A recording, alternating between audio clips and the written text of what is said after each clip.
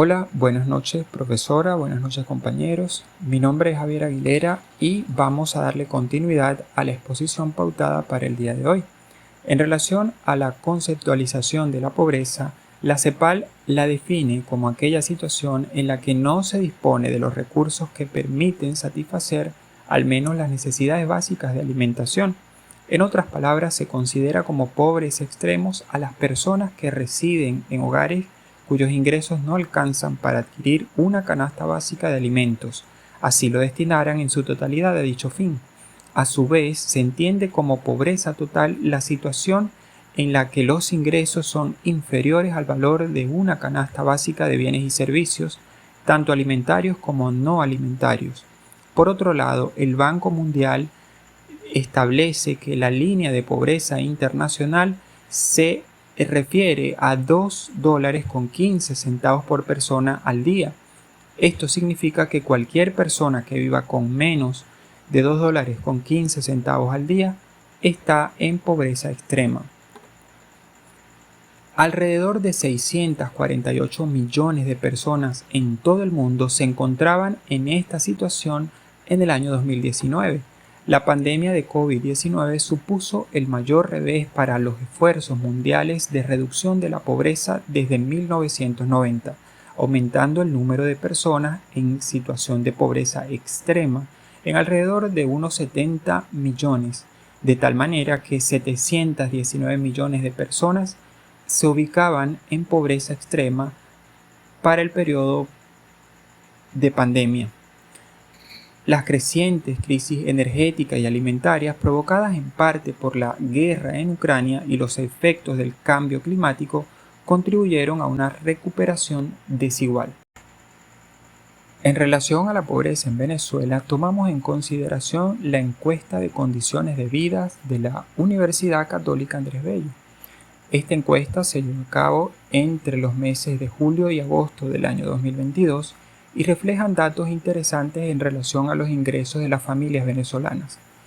En el gráfico podemos observar los datos correspondientes a diversos años, pero fijemos la atención en el año 2021. Para ese año la pobreza extrema se ubicó en 68 puntos porcentuales, mientras que la pobreza total llegó a ser de 90.9%. Esto quiere decir que 9 de cada 10 venezolanos eran considerados pobres de acuerdo con esta encuesta. Para el año 2022, estos números sufrieron una ligera mejoría.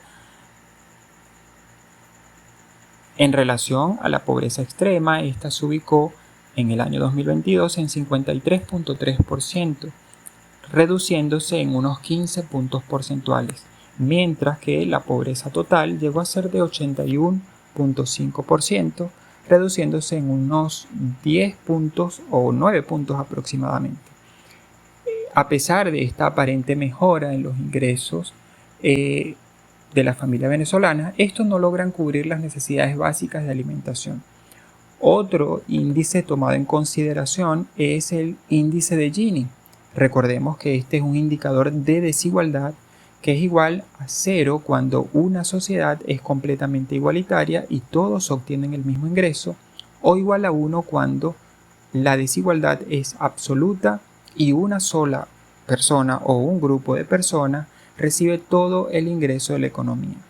Podemos observar en el gráfico que para el año 2014 este índice se ubicaba en 0.407, mientras que para el año 2022 se ubica en 0.603, de tal manera que la desigualdad de los ingresos se ve reflejada en este índice, de tal manera que la sociedad venezolana cada vez a medida que pasa el tiempo percibe salarios más desiguales.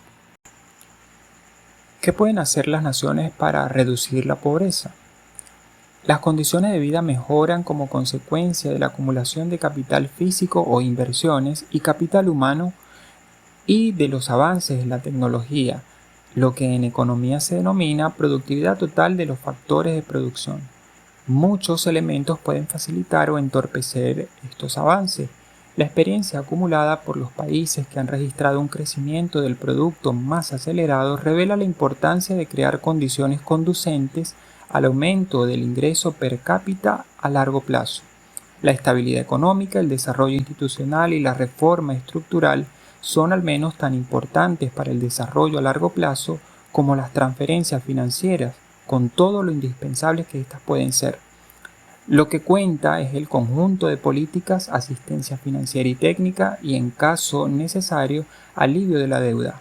Forman parte de este conjunto la estabilidad macroeconómica para crear condiciones que favorezcan la inversión y el ahorro, políticas de apertura al exterior que fomenten la eficiencia a través de la expansión del comercio y la inversión, reformas estructurales que estimulen la competencia dentro de cada país, instituciones sólidas y una administración eficaz que propenda al buen gobierno y alejada de vicios como la corrupción, la educación, capacitación e investigación y desarrollo para estimular la productividad. Además de ello, una gestión de la deuda externa que garantice la disponibilidad de recursos suficientes para el desarrollo sostenible. Todas estas políticas deben inscribirse en el marco de estrategias elaboradas por cada país para combatir la pobreza mediante políticas que benefician a los pobres y para las que se preverán recursos presupuestarios suficientes, por ejemplo, lo que respecta a la salud y la educación, la creación de redes de protección social eficaces. Un enfoque participativo en el que se consulte a la sociedad civil acrecentaría enormemente las posibilidades de éxito.